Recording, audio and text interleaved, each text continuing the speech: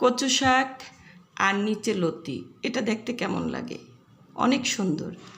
ছাদে লতি হয়েছে, এটা শুনলেই তো ভালো লাগে। তো হ্যালো এভরিওয়ান, আসসালামু আলাইকুম। আজ আমি ছাদ থেকে লতি তুলব। কয়েকটা কচু শাক গাছ, ভেবেছি হবে কি হবে না। এখন দেখতেছি তো মাশাল্লাহ আমার কচু গাছে লতি হয়েছে। একটা কচু গাছে অনেকগুলো লতি হয়েছে। তো আজকে আমি তুলে নিব। গত বছর জাহাঙ্গীরনগর থেকে আমি এই কচু শাকগুলো নিয়ে আসছিলাম গোড়া সহকারে। তো সেগুলো এনে টবে লাগিয়েছি। গত বছরও লতি হয়েছিল, কিন্তু শুকনা শুকনা অত একটা ভালো হয়নি।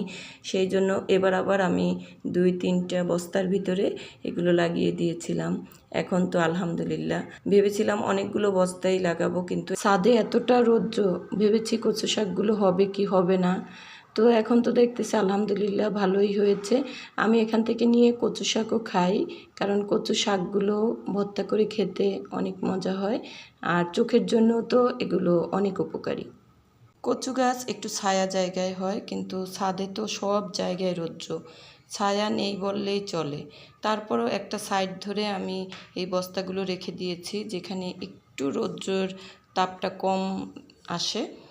অনেক সময় দেখা গেছে যে দুপুর হলে গাছগুলো ঢলে যায়, আমি আবার পানি দিয়ে ভিজিয়ে রেখে আসি, আবার একটু সতেজ হয়। তো সব কিছু মিলে অনেকগুলো লতি আমার হয়েছে। এগুলোকে আর আমি শুকাতে চাই না, তাই আজকে আমি এগুলোকে তুলে নিলাম।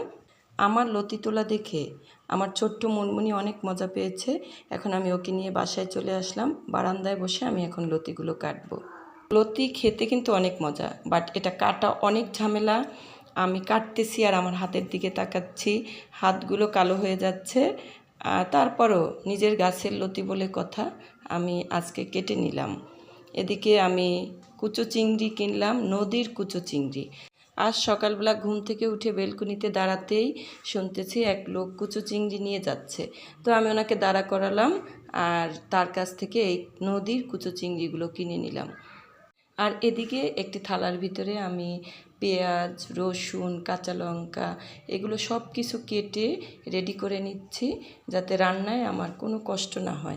লতিগুলোকে ভালো করে আমি ধুয়ে নিচ্ছি, এখন আমি রান্না করব। আগে তো গ্রামে গঞ্জে মানুষ লতি খেতই না। আমার চাচা আমার দাদিকে বলেছে, আমার ছোট চাচা, যে চোখে ডাক্তার দেখানোর চেয়ে এই ছোট ছোট কচু শাক, তারপরে কচুর লতি এগুলো খেতে। কিন্তু গ্রামে তো বাজারে লতি, কচু শাক এগুলো বিক্রি হতো না। তখন কি করতে হতো, বাড়ির আশেপাশের থেকে এগুলো মানে তুলে এনে তারপর খেতে হতো। আর এগুলো তো আমার দাদির কাছে লজ্জা লাগতো। এর কিছুদিন পরে আমার দাদির চোখের অপারেশন হয়েছে। এখন তো সত্যি সত্যিই ডাক্তার প্রতিদিন তাকে কচু শাক, কচুর লতি খেতে বলেছে। এখন আমার দাদু কচু শাক, কচুর লতি কোথায় পাবে? তাই সে বাধ্য হয়ে বাড়ির পাশ থেকে এই কচু শাক আর কচুর লতি তুলতে যেত। আর তখন তার চোখে থাকতো দুটো কালো চশমা, কারণ তার চোখ অপারেশন হয়েছে। গল্প করতে করতে আমার রান্নাটাও শেষ হয়ে গেল। দেখা হবে নেক্সট ভিডিওতে। আল্লাহ হাফেজ।